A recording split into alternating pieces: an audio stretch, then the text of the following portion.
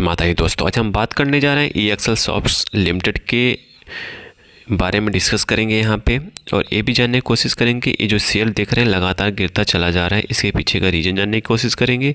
और एक अपडेट है, उस अपडेट के बारे में डिस्कस करेंगे। कहीं आप शेयर होल्डर हैं इस कंपनी में या रिटेल इन्वेस्टर्स हैं, तो ये आपके लिए न्यूज़ बहुत ज़बरदस्त होने वाला और ये वीडियो भी ज़बरदस्त होने वाला है।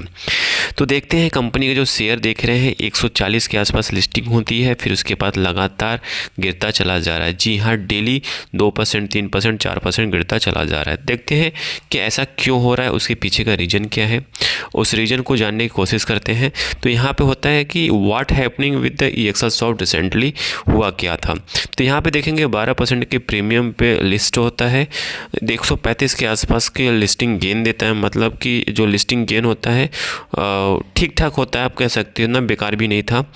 फिर उसके बाद होता है क्या है, इस कंपनी के शेयर्स में फॉलिंग शुरू हो जाता है और स्लाइडली धीरे धीरे मूव करना चला जाता है, डाउन ट्रेंड स्टार्ट हो जाता है। और उसके पीछे का डेटा क्या है वो जानने की कोशिश करेंगे। तो जो पहला जो रिस्क है, जो वेरी इंपॉर्टेंट कंसर्न है, वो आपको जानना जरूरी है। Why share price going down की रिस्क कंसर्न क्या है, उस रिस्क के बारे में डिस्कस करते हैं।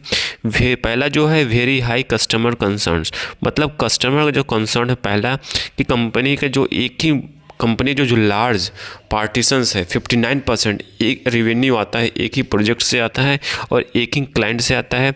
वो क्लाइंट है पियर्सन एजुकेशन ग्रुप। जी हाँ, पियर्सन एजुकेशन ग्रुप है। कहीं कटता है, ये प्रोजेक्ट जाता है कंपनी के साइड से, हटता है या धीरे धीरे डिक्रीज होते हुए दिखाई दे रहा है।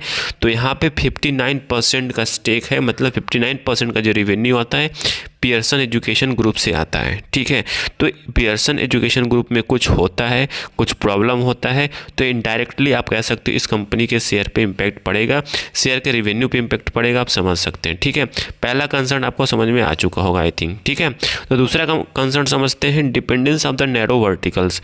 मतलब इसका क्या मतलब हो गया, मतलब कि कंपनी का जो मेन बिजनेस है वह है certification testing agencies, education assessment sector से रिलेटेड है। कहीं इस सेक्टर में स्लो डाउन देखा जाएगा या देखने को मिल रहा है, तो नो डाउट इस कंपनी के बिज़नेस पे भी इम्पैक्ट पड़ेगा।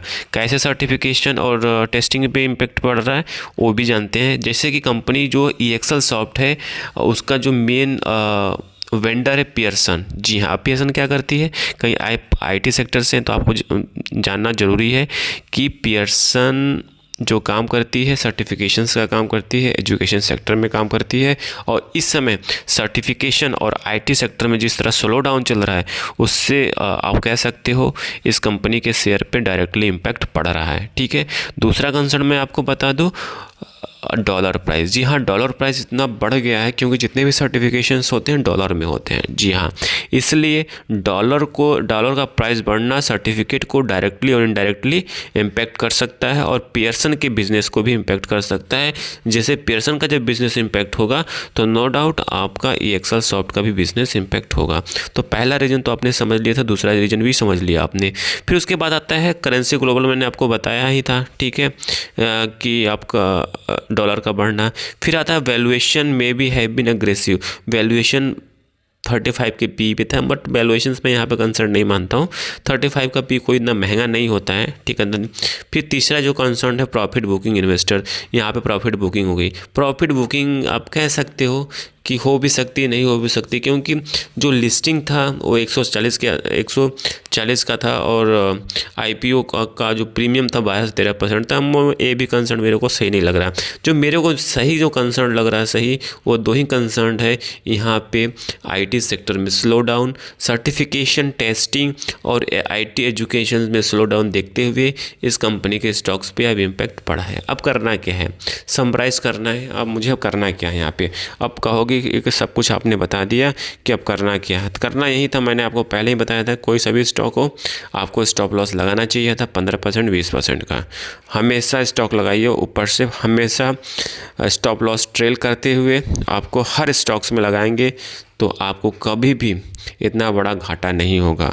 घाटा होगा और उसे रिवाइव करेगा, आपके पास हाथ में पैसा आएगा तो दूसरे स्टॉक में पैसा बना सकते हैं। जब हाथ में पैसा ही नहीं रहेगा तो आप कभी भी पैसा नहीं बना पाएंगे। तो ठीक है, तो सिंपल कहने का मतलब ये है कि हमेशा जब भी पैसा इन्वेस्टमेंट करिए उसके बारे में पढ़िए कि कंपनी करती क्या है, कंपनी क्या नहीं करती है, इसका इम्पैक्ट क्या पड़ सकता है, सब कुछ डिटेल में आपको पढ़ना चाहिए, तभी आप पैसा लगाना चाहिए स्टॉक मार्केट में। नहीं समझ में आ रहा था मिचुअल फंड में लगा सकते हैं।